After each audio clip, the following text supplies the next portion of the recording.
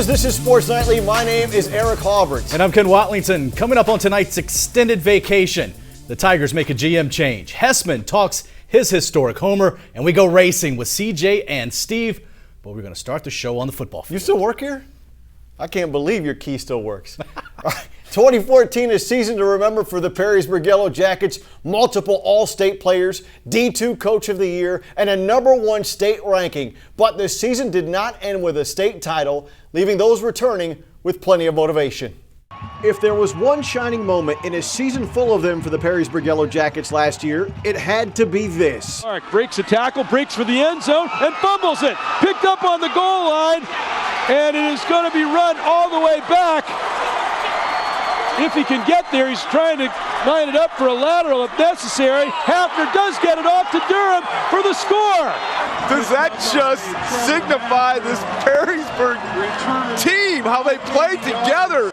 An incredible play from an incredible season. The best in school history. But that season is over. This year's version of the Jackets will try to duplicate and even improve upon last year's #1 ranking and first ever home playoff victory. I think it is a standard that you use that standard and try to get there again. And there's so much that went right that you use all those things that went right, all those little things that are football teachable moments, and you use it to get better this year. Hard to get better than first-team All-State quarterback Gus Dimmerling, gone to graduation, but Trevor Hafner is up for the challenge, even using modern technology to gain an advantage. Hafner played quarterback in every game in 2014, and not just in mop-up duty. Oh yeah, the experience I had last year and the games I had it, whether it was Massillon or Nerdonia, it doesn't get any bigger than that. So, I can go in there, settle my emotions, and just play ball. Also back O-lineman and first-team All-State linebacker Chaz Westfall. While he cherishes the memories of last year's run, there's still a bad taste in his mouth from that heartbreaking loss in round 2 to Nerdonia. You put that behind you after we lost. You celebrated the season, but you put that behind you and you gather what you have this year coming in and come out just as strong, get better each practice and each day and come together as a team. The Jackets' quest for a Division II state title kicks off August 28th at Clay. A little bit later in the show, more important than winning, sense of family through this year's Perrysburg squad, especially when it comes to assistant coach Ray Page.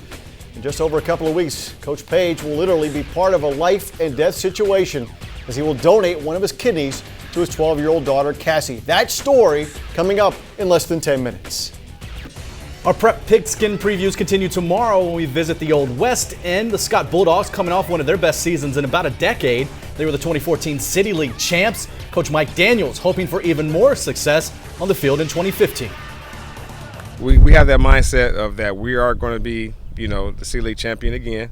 So, we just have to have that mindset, and our motto this year is that we are the best. We want the kids to believe that they're the best. So as long as they do that and they practice that way, then they'll conduct themselves that way. Coach Daniels always looking cool in the heat, and that is our preview for tomorrow, Wednesday, Scott Bulldogs. On Thursday, we'll head to the TAC and the Toledo Christian Eagles, and we'll wrap up this first week of high school football previews with the St. John's Titans, I promise. With the 2015 season officially a disappointment for the Detroit Tigers, that happened when General Manager Dave Dombrowski dealt David Price and Joanna Cespedes at the trade deadline. Today, we learned Dombrowski himself is now out of a job. Dombrowski out as president and general manager of the Tigers. He's been replaced by Al Avila. Dombrowski joined the Tigers as team president in 2002. He was there for Detroit's AL record 119 losses in 2003, but he built a roster that reached the postseason 5 times, including the World Series twice. Avila has served as Dombrowski's top assistant that entire time. The only conversation I had with Dave was basically when he left. We said our goodbyes, and obviously we're still great friends. This really, I don't know how or why Mr. Illich made the decision, and really that's a question more for him. That's something that I really had nothing to do with. On the field tonight, Comerica Park, Tigers, Kansas City Royals, Justin Verlander on the hill, and Justin Verlander absolutely getting wrecked by the Royals. Salvador Perez, he goes yard, a 2-run shot. Verlander pitched 7 innings, gave up 5 earned runs on 10 hits. Tigers offense just as bad. Victor Martinez, an RBI single in the 6th to bring in Ian Kinsler. That was good. Problem is, that was it. Tigers mustered just 5 hits, falling to the Royals 5-1. Back in Toledo, the minor league all-time home run king returns to the scene of the crime. Not technically a violation of the law, but last night's record-breaking ball that landed in the city streets is still missing. But the Mud Hens' Mike Hessman would love to get number 433 back. Don't have it, so I don't know what the gentleman is going to do with it. I know we're trying to work with him and see what he wants or what he plans to do with it, but I'd love to have it back and put it on the shelf at the house, you know, so hopefully we can work something out. It'd be awesome to get it back. What's the guy going to do with the minor league home run ball? eBay. eBay, really? Yeah. Hessman with the night off as the Hens hosted Lehigh Valley. The bacon and eggs uniforms again. Rough night for Hens starter Mike Belfiore. Gives up 3 runs in the first inning, including a Pele Pagan RBI single. And like the Tigers, the Hens bats quiet. Dixon Machado lifts one into right. In the 5th, playable but deep enough to drive in Toledo's only run of the game. Belfiore gave up 3 earned runs on 8 hits in 7 innings, and the Hens fall, wow, just like the parent club, 5-1. Back to the majors, Cardinals with the best record in baseball visiting Cincinnati. A big run, big first for Cincy. Jay Bruce, opposite field double. It's going to bring home Brandon Phillips, better known as that dude BP. Reds not done. The former Hen, Eugenio Suarez, up the middle, RBI single. The Reds score 3 in the first, and that's all they'd score. They'd also get some great defense here in the 8th. Watch Billy Hamilton absolutely rob Jason Hayward of extra bases. That is nice. Reds get the 3-2.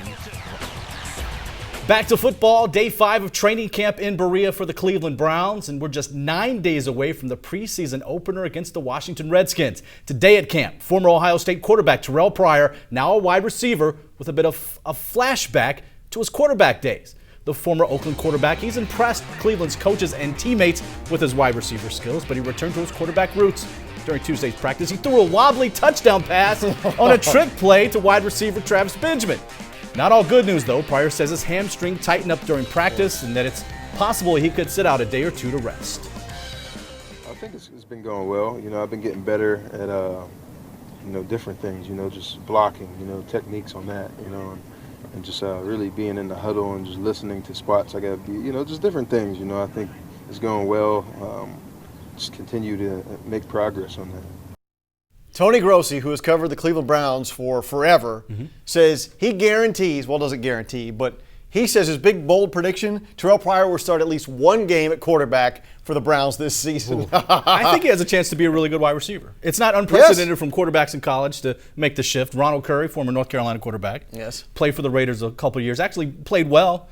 Towards Achilles twice, which didn't help. But when he was on the field and healthy, he played well. So you never know. But he made that transition once he got to the pros, not while he was there for 5 years playing quarterback. That's true. A little bit different. We'll find out what happens. All right. Up next on Sports Nightly, the story of a local coach who will soon give his daughter a life-saving gift. And later in the show, we go racing. CJ and Steve join us with a look back at the weekend of racing out at Attica. That's coming up in 10 minutes here on Sports Nightly. But first, Trivia Tuesday presented by Ralphie's, who was the minor league baseball home run king before Mike Hessman broke the record Monday night. If you know the answer, hit us up on Twitter at sports_nightly or on the BCSN Facebook page. A correct answer will win you $10 in Ralphie's bucks. Stay tuned, the winner and the answer at the end of the show.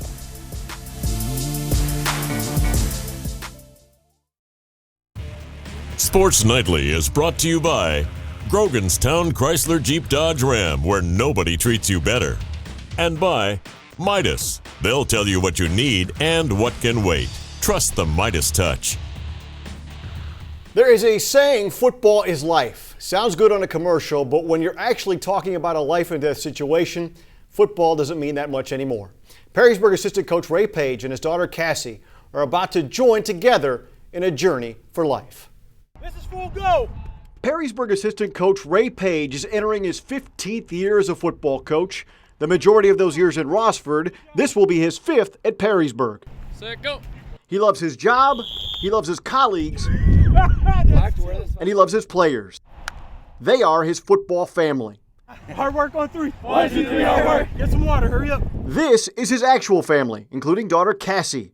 Cassie looks like your typical 12-year-old and has the activity resume to prove it. I played volleyball, soccer, basketball. I did tennis training. But last November, around Thanksgiving, something was wrong. At school, she had a massive nosebleed. Then I started throwing up, and then on Thanksgiving, I wasn't feeling any better. And she was vomiting in the sink. And so I got up, I went over to help her, and I said, "Why are you vomiting in the sink?" And she said, "Dad, I can't see." My dad put me in my room, and he turned on the TV for me, and he went back into his room. And then I started yelling, "Mom, Mom." And then she came in, and she was like, "What's wrong?" And I was like, "I can't see the TV." And she was like, "What?" Immediately, I just hopped up and got on my clothes, and I said, "Just take her in, something isn't right." Did that scare you? Yeah, because I didn't know what was going on, and I couldn't see anything. What was going on was a parent's worst nightmare. Her blood pressure was nearly 200 over 130. She was life-flighted to Mott Children's Hospital in Ann Arbor with what doctors described as kidney failure. It terrified me. Yeah. My wife was pretty scared. You know, at first I'm thinking, I might lose my daughter this very night. But Cassie survived, true to her new motto, Cassie Strong. Since that night back in November, the Rossford Junior High School student has completely changed her diet and lifestyle and makes 3 trips a week to Ann Arbor for dialysis. Something that sounds horrible, but Cassie says, It's actually kind of fun because they have therapy people that come and see you. There's art therapy, a music therapy, and I have a tutor that helps me with my homework. I will still say to this day, the proudest moment as a parent was at the end of the year, she still made honor roll. Despite going through all this, and I told her, I said, that's Cassie Strong. And now this father-daughter team will take the next step together. After testing determined Ray is the closest match for Cassie, he will donate one of his kidneys to save his daughter's life. The surgery is set for August 20th, and both Ray and Cassie can't wait. Just talking to you, you're kind of past being scared about it. Are you past it? Mm-hmm. What do you think about it now? I think that it doesn't bother me anymore, and that soon I'll be able to do the things that I love to do again. And who knows, maybe even play some football. After all, she already knows a pretty good coach. Touchdown duo. Great job. Pretty good stuff. I mean, obviously an incredibly harrowing situation, a scary situation, and their attitude is both incredible. And the support they've received, and they mentioned it several times, their Perrysburg family, their Rossford family, their church family has been incredible by the entire community. And there's a GoFundMe account that you can go and contribute to for the cost of their expenses that people are going to that. They're having bake sales, they're having runs. It's an incredible amount of support for this little girl and her family. We wish them the best. God bless them. How strong they are, how brave they are in this situation. And you saw it in the piece, all smiles, all optimism, and we wish them nothing but the best and get well soon. No question, and we will follow their progress throughout the surgery and beyond. Yep. All right, time for a break, but the Racing Report coming up next on Sports Nightly. CJ and Steve joins us with a plethora of local racing knowledge. And a little bit later, we're going to go back downtown for a recap of tonight's Mud Hens action out at the Hen House.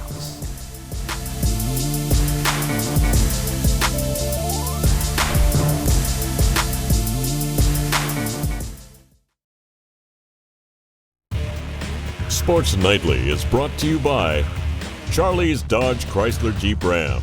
Doing it different, doing it right.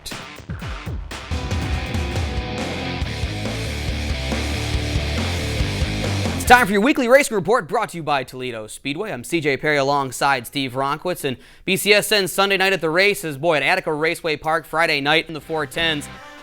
Dean Jacobs looking for win number 3, but a certain man named Cap Henry was standing in his way. Henry got the pole position, so it led wire to wire. And this was a longer than usual 410 feature. It took its time. There was plenty of cautions in there. Lap traffic getting in the way of Dean Jacobs. Cap Henry favored that high side groove, which was dangerous all night long, but if you had the right combination, you could hit it. Dean Jacobs favored the low side groove. In the end, Henry gets the victory. That was one of those kind of nights for Cap Henry. A lot of times you'll see Cap Henry, he's kind of hanging around near the front, hasn't been able to find the victory a lot of times, but you know what? He was dialed in this night. He did run that high side, sometimes almost on the edge. Right. We talked about it during the broadcast that because of the way the track had to get worked in, there was no cushion at the top, and those guys rely on that cushion to keep the car on the racetrack. Down, right. Yep, there was no cushion there, so we saw a few cars go up over the top of what would have been a cushion. Nate Dussel ends up in third spot. In the ALMS late model, so the big boys coming to town, you got Matt Westfall, Unzinker, Rusty Schlenken, another borrowed machine. He really wouldn't be a factor in this race. Low buck racer Rocky Owens, however, was a factor. Starting in row number 2, Ryan Missler, the Missile, leading the first 16, 17 laps. Cautions once again, everything kind of just shrinking that field back together. Rocky Owens gets his shot, knocking on the door for 11 laps, finally gets the pass and gets the victory. Rocky Owens race car, you can barely find it on the backstretch. There's no sponsor decals on All it whatsoever. black. It's black. All black. It's got a white number on it. You can see the number, but other than that, Rocky Owens, it's coming out of his pocket. It's coming out of the car owner's pocket. Give this guy an awful lot of credit because he was, again, on fire on that particular night. In the 305 sprint division, Dustin Stroop, we thought this young racer was going to get his first victory. Bobby Clark said, not so fast, youngster. Bobby Clark, boy, Bobby Clark the Fist. We know Philadelphia Flyers today, right? Okay. But no, Clark is on fire now. So now he's got a few races in a row. Now he's starting to mount his charge into the points as well. Dustin Stroop, great race. And then Paul Weaver, a factor at the end, almost had Stroop dead in his sights. He got the slide job, and then he just kept on going. And the slide job. And just kept on It was going. one of the biggest continuous slide jobs ever. He started in turn number 1, just kept going higher and higher and higher. Well, he ended out on higher. He ended out on Route 4, right? Yeah, he was out on Route 4. I think he was in, what is it, Siam, Ohio? Yeah. I think so. All right, so final race of the evening of dirt trucks. Matt Foose, what a great race that was, holding off a hard-charging Dan Repke at the end. I don't know, would you call foul on that off of turn number 4? Foose, he must have felt him breathing on his tailgate because he just squeezed up enough to get the victory. Well, he kind of went up a little bit on the racetrack just because Dan Repke was kind of like sliding between Foose and the wall. I think it was okay. All right, well, that's going to do it for the Racing Report. For Steve Ronkwitz, I'm CJ Perry. Back to you. Gentlemen, thanks. We're taking another break on Sports Nightly, but up next, a recap of tonight's Mud Hens game. That's after the break.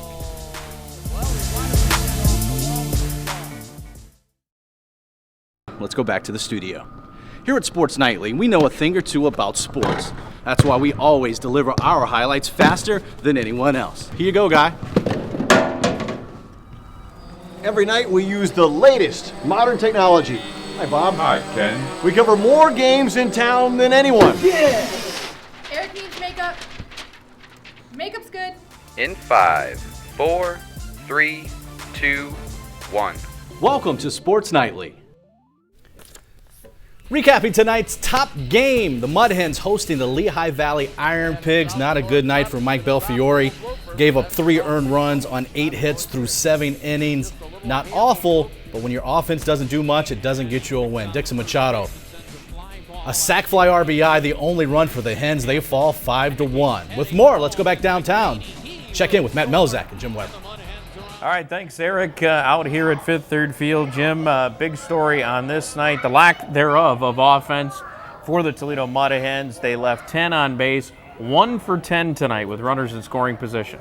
You know what I think happened? We're all still coming down from the Hessman moment, and Mike, of course, got the night off. And the Mud Hens stayed in the game for a long time, but you just get the feeling that there was such a letdown after that home run last night. This team is 20 games under 500. So it's not going to be a winning season most likely, but we've got some things to talk about. Yeah, we certainly do. A lot to finish out the year, and of course we've been talking about all the big storylines as well. Another one in this game, Jared Eichhoff, he's one of the new pitchers that came over in the Cole Hamels deal into the Phillies organization. He looks sharp tonight. And we see Luis Sessa out here tomorrow, a guy that the Tigers got from the Mets. He's a young man that's going to get a start here, and that'll be just as interesting. Yeah, we'll be looking forward to that tomorrow. Back to the studio. All right, thanks, Jim. He thought you were still gone. Boy, I'm back. I'm back for good. Why would you ever think he was still gone? He was only gone for, 6-7 months? A witness protection 1 week program? vacation. Yeah. 1 week. 1 week. Okay. It was glorious. The rest of us too. were working. Sorry. We were kind of like tonight, working on your favorite part of the show. I know you missed it. Oh, Lenny Kravitz wardrobe malfunction?